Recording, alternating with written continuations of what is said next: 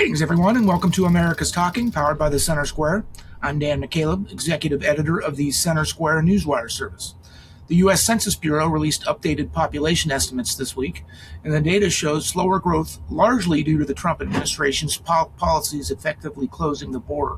But it also shows significant migration from mostly blue states to red states. Joining me to discuss this is the Center Square reporter, Andrew Rice. Andrew, let's start with the states that showed the most population growth and the least, and then we'll get into what that could mean for the number of congressional seats and electoral college votes the states receive after the next official census in 2030. So which states showed the most growth, Andrew? Right. We saw a lot of states across the South show a lot of growth.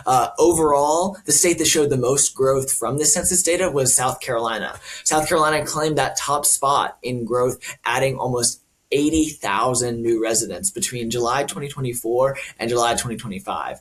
That showed that the state saw an increase of about 1.5% in its population. And a lot of it was driven by domestic migration rather than international migration.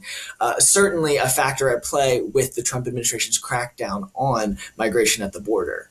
Following behind South Carolina, Idaho saw a 1.4% increase in state population, and North Carolina saw a 1.3% increase. These were some really interesting numbers to look at because while these states don't have larger general population than other states in the country, like Texas, for example, they were outpacing in growth. Texas reported only 1.2% growth in its population, according to the census data, which is still considerable and puts it in the top 5 of growing states. But it was interesting to see how South Carolina outpaced it, as well as Idaho and North Carolina, really outpacing a state that is, on the whole, much larger, like Texas.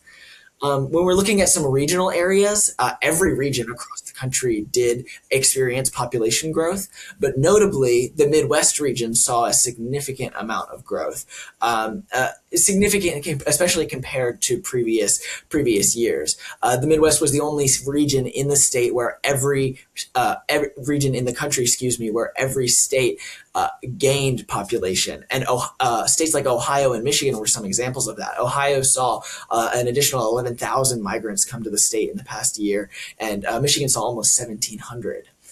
Now, you have to look at the flip side, of course, of all of that. So on the other hand, California, Hawaii, New Mexico, Vermont, and West Virginia all saw population declines. Those were the only 5 states to see population declines, according to this data. And just thinking about that, California alone lost more than 9,000 people this year due to migration or natural causes. And this is all net migration, so it counts the people who moved in from other states, it counts the people who moved out to other states, and of course the international migration, which has slowed significantly. Now, there will be ramifications to this domestic migration when people flee one state and head to another state, because every 10 years after the 10-year census, which is up again in 2030,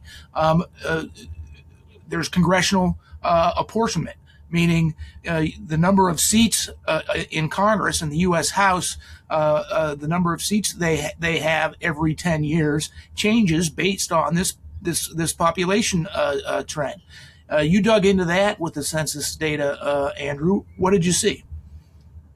Right. Yes, I was able to dig into some of these apportionment projections, and to be clear, some of these are just projections at this point based on what census data could be. But as you said, reapportionment happens every 10 years with the census. So that next reapportionment will happen in 2030. But we can already get a good look from this census data to see that some states are going to gain significantly and some are going to lose significantly.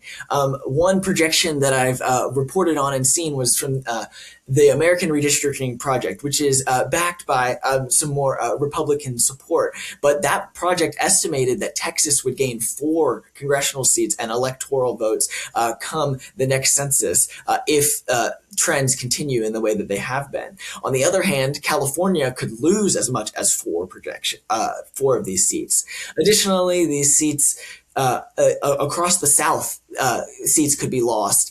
Across the South, seats would be gained, and in the Midwest and Northeast areas, some of these seats would be lost. So while populations have increased relatively, there is some decreases. So, for example, North Carolina, Georgia, Idaho, Utah, and Arizona are projected to gain at least one additional seat, electoral vote, or congressional seat.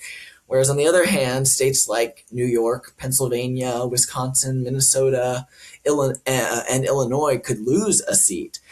This is really seems to be really troubling for some prominent Democrat leadership, and they've called for enhanced measures to prevent against some of these intense losses. Because really, Dan, what this means is, if these losses occur, especially across these Rust Belt states, the blue wall that used to be known as the Midwest as the blue wall, Democrats would have to earn more than just the blue wall to win key elections moving forward. Of course, when you see significant migration like you have from California, the people who leave, maybe they voted Democrat, maybe they voted Republican, but they're going to bring their same voting patterns to the states where they move to, whether it be Arizona or Texas or not. So it's not a guarantee that these red states are going to lose a bunch of congressional seats to these blue states, are going to lose a bunch of congressional seats to Republicans, just because the voting in the regions will change with this kind of migration. And as you pointed out up top there, Andrew, we still have 5 more years to go till the 2030 census. So this latest census estimate that was released this week covers about half of that 10-year time period. But as you said again, if the trend continues that way, there is going to be a significant change in the number of congressional seats that each state has. But it's not just congressional seats too, either. The number of electoral college votes each state has impacts the presidential election. Is that right?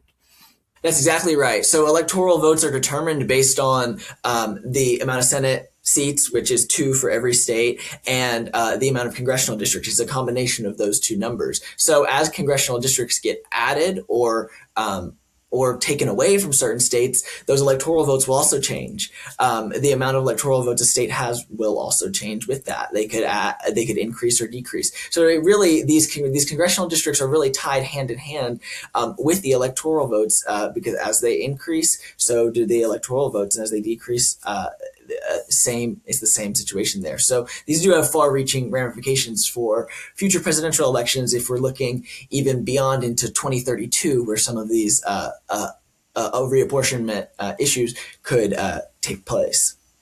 Thank you for joining us today, Andrew.